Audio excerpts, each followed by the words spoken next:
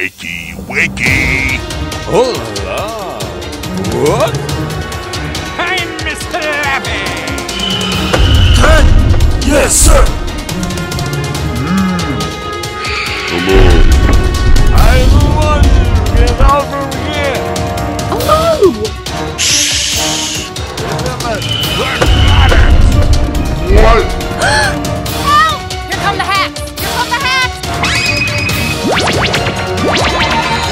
Let's go! Let's go! No!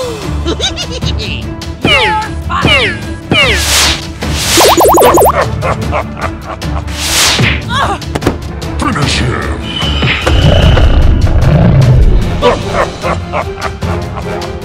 You're that guy! You! Hey! Isn't that Freeman? Very good.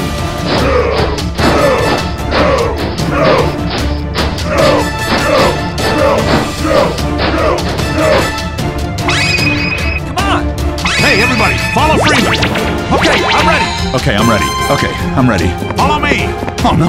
Over here! This way, gang! Coming! On our way! Here we come! Welcome.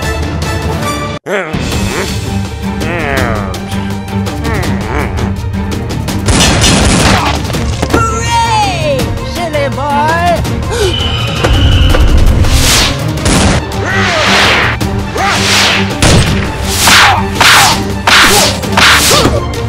Come on!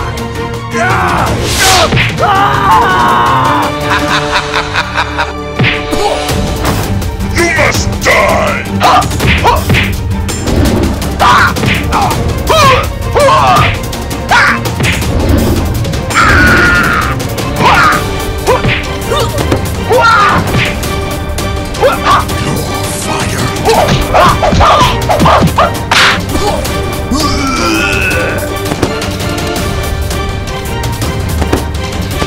I will kill you. Sir, yes, sir! Goodbye. I'll be back. Oh no! What the hell is going on?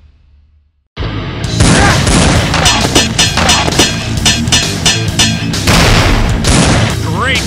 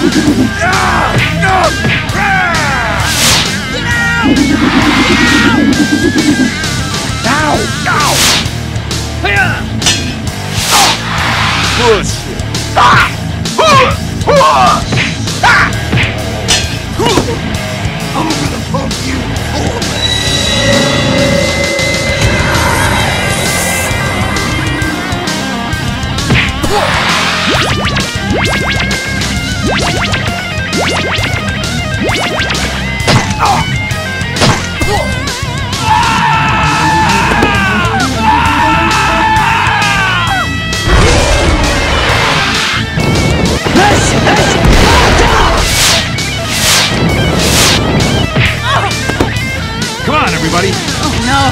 Hey, baby! Over there! You lose. Game over.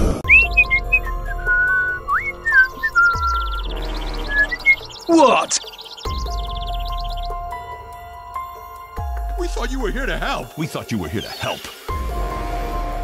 What the heck are you talking about?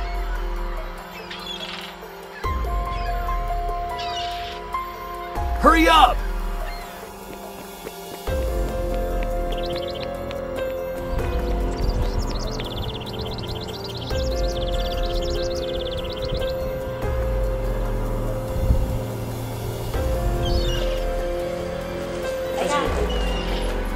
Đại ca, thằng Sở Quan nó đang mang theo anh ạ.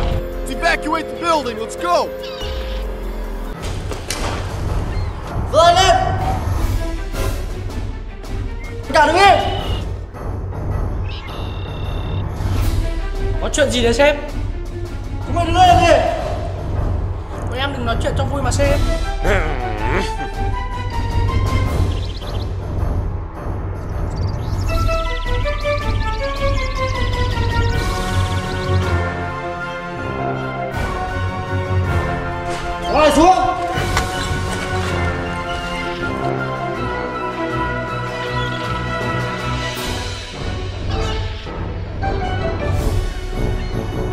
có năng gì phạm pháp đâu sếp.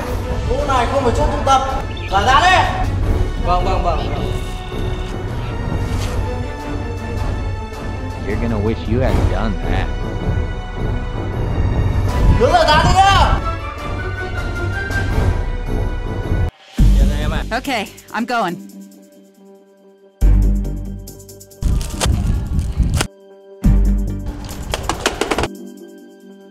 Đây là hàng mẫu. Nếu ok, nắm mình lên xe có số lượng lớn. Let me out of here! Here we come!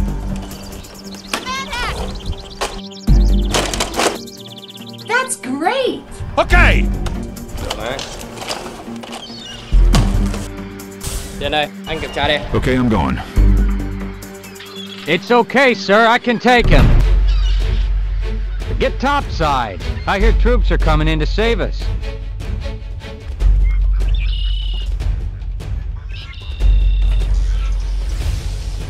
Nhất định là còn một cái gì đấy. Ba lô. Thành công anh nhá. Đi em ạ.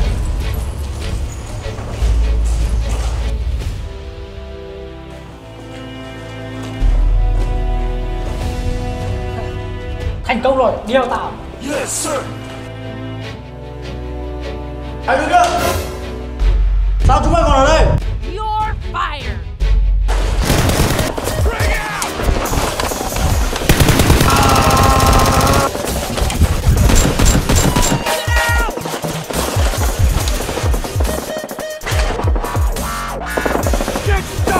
Hey, chúng mày, xuống xem có chuyện gì? Yes, sir. Let's get a move on! Good ship. Sam, Watch out. rút.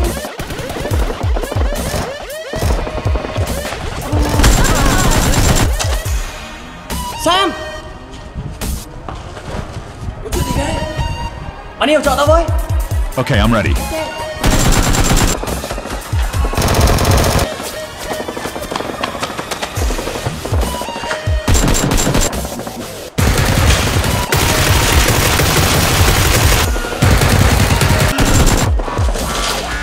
Cái số nó biết chuyện giao dịch rồi. Về đây nhá, tao lên tôi bán ra càng. Okay. Càng. Sao rồi? Giờ phát là đây rồi. Tưởng đưa cho nó rồi. Mà vẫn cảnh sát quay lại kiểm tra. Làm sao đây ca? Mày xuống hiện trường nó. Tao nghĩ cách chân nào? It's okay, sir.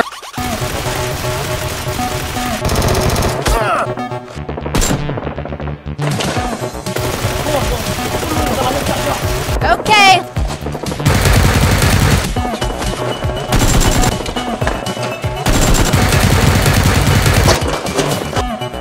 Đại ca, sợ oan lên đến đây rồi. Cái gì? Come on. Chuẩn.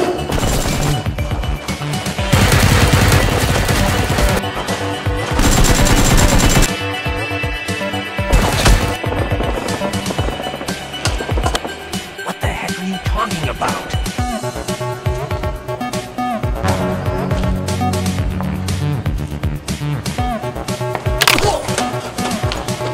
Hold your fire! Hurry up!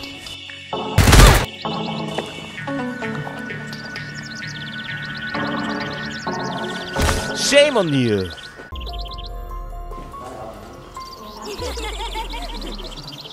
Đây là phi vụ cuối cùng của chúng ta trong đội mktd. Cố gắng làm tốt nhé. Mong lúc về đơn vị mới, mọi chúng ta sẽ đều hoàn thành công việc tốt. Thôi chúng ta đành cố gắng vậy. Fighting. Đây là việc. Okay, let's go.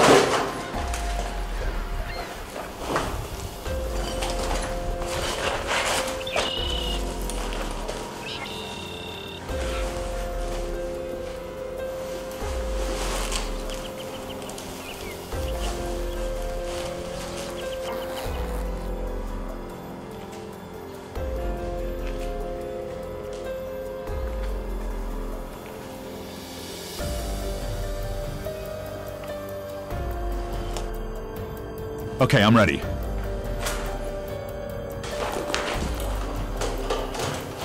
Okay, last charge.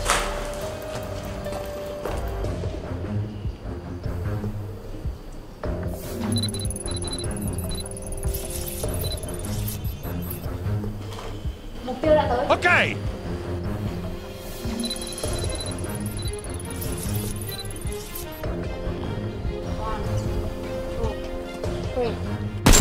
out below! Hey down there! Okay. One little bubble head. Frag out! Hurry up!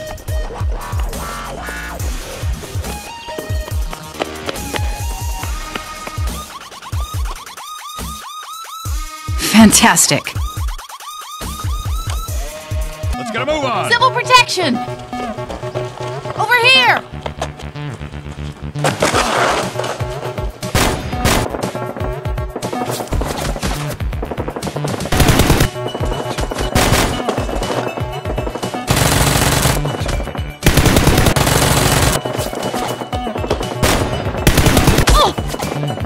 It's not supposed to end like this!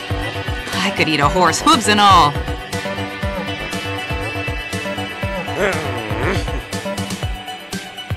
Mày nên xem thế nào. Okay, I'm going.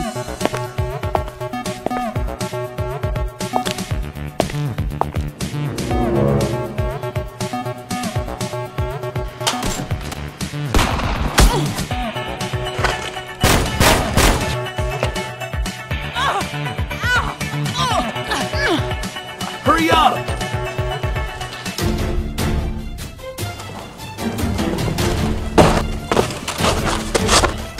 Em có sao không? Em không sao. Em ở yên này nhá. Okay.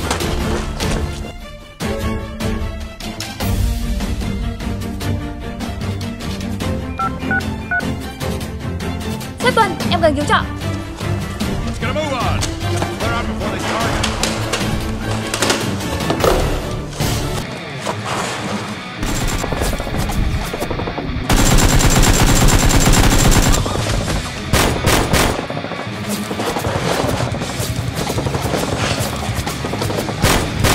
Watch it with that thing. No!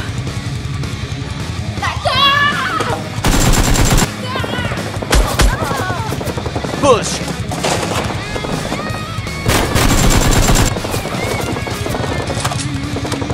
Oh no.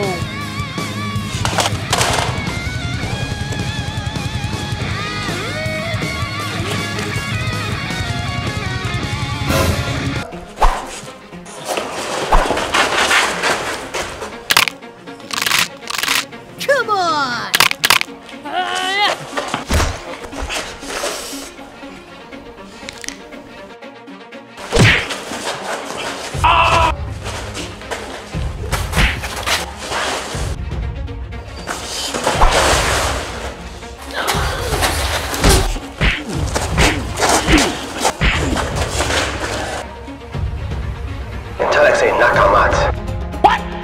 Frag out!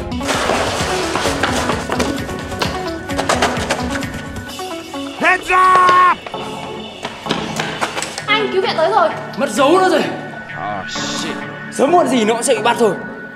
Mong đội đặc nhiệm mới sẽ hoàn thành nốt phần còn lại. Good. That's good.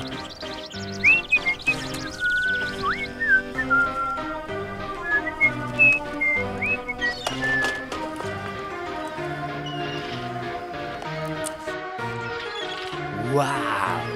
Oh,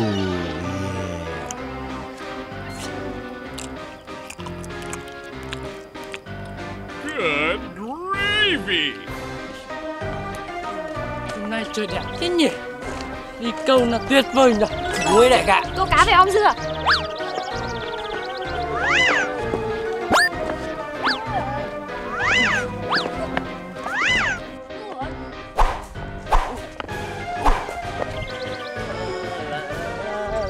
Alex làm gì đây? Mày làm gì đây?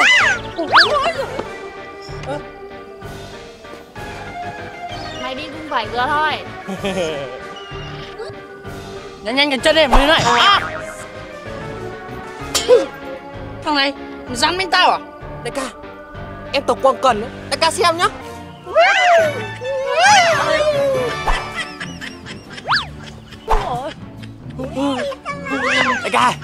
Đại ca thấy được không?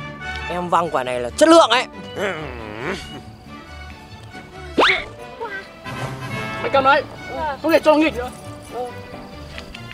Mày cẩn thận đấy. Bé cái mồm rồi. Cá nghe thấy chạy mất bây giờ. Let's evacuate the building. Let's go. Ê, chúng mày ơi, cá nó có tai. Ngu thế, tao không biết. Đi nhanh nghe không lại cá cáu được.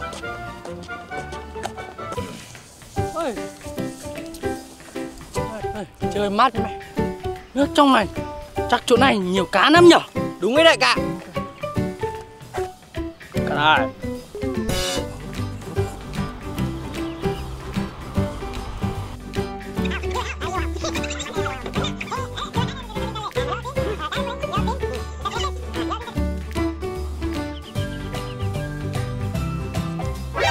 Nani?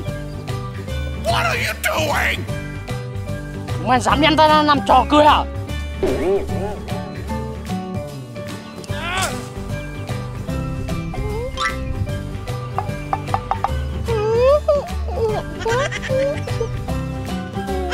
Mãi bên nhau bạn nha. Mày đưa cần câu ơi, mày nắm tay tao làm gì?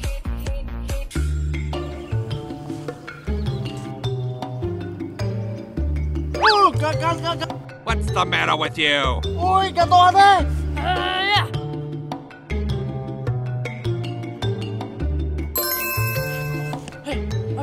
Xuống đây căng kìa. Cũng đẹp thế đây cả nhở. Ừ, đẹp nhở. Đẹp thật đấy.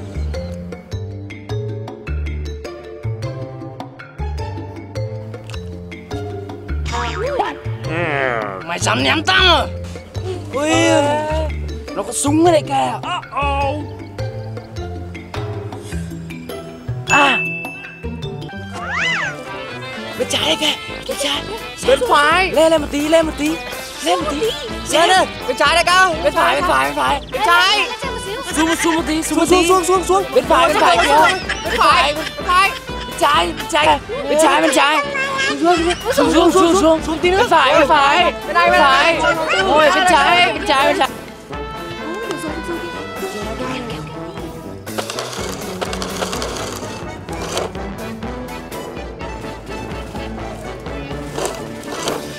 Ui, đại ca mắc rồi, đừng kéo nữa. Mắc rồi, đừng kéo. Này, mày sang với đi. Okay, okay.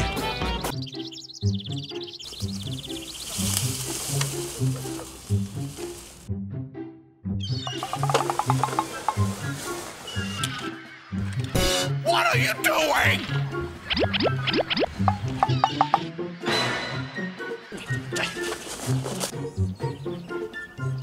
Mãi bên nhau bạn nha.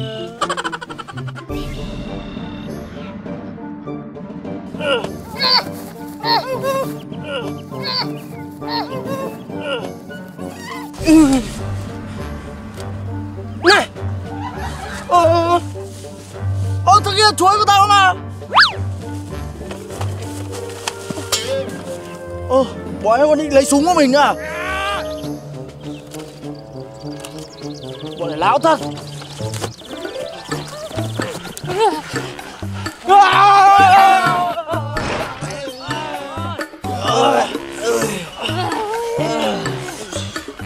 Cái thằng này, mày đi đứng kiểu gì đấy? Sao mày đi làm? Chẳng đưa cái tích sự gì cả. Đại ca. Sao mày đi xuống, mày đi lấy chuối à? Chẳng được việc gì cả. Thôi đại ca, lỡ lấy chuối rồi. Ăn đi đại ca.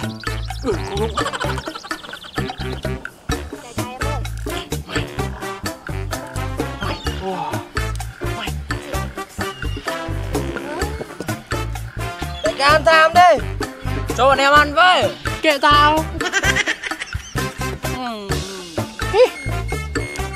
Chúng mày làm việc gì đâu? Mày nói ăn lắm. Ăn một quả thôi.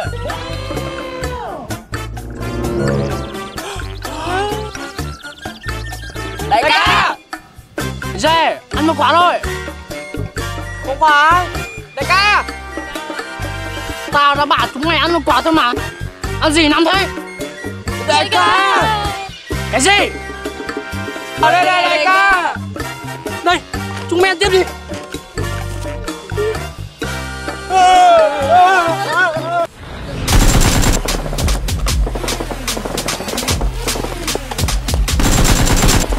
Bọn này, chúng trốn nếp đi.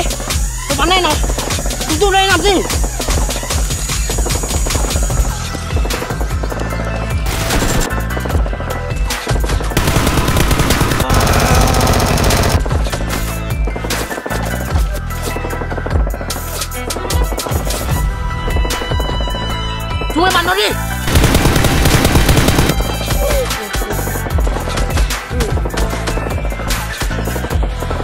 ngu kia.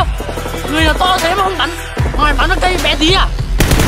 Đại ca có rồi thì lên mà bắn đi.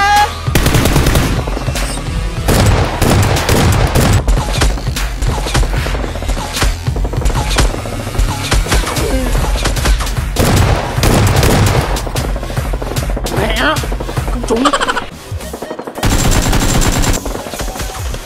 Đại ca, chờ em với.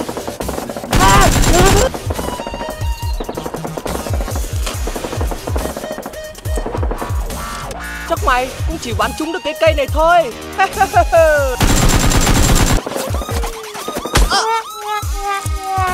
Chỉ có thằng ngu như mày mới làm như vậy thôi. Đường rộng thế này cao đi, đại ca nhảy với làm gì? Tại tao thích.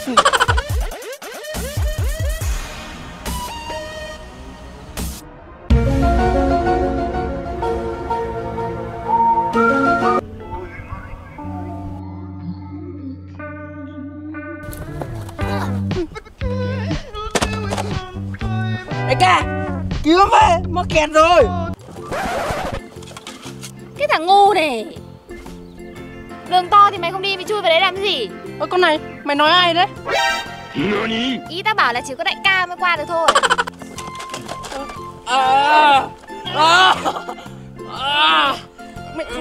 Mày đừng nôi lên, nó kéo. Kẹt à, có cần giúp không? Có. Giúp vào tay với kéo hộ với.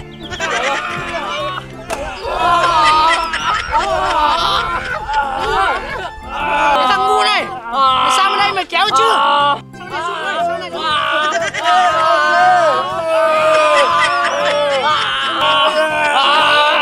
thằng ngu này, mày kéo chân này làm sao mà ra được? Ê đại ca ơi, nó là What?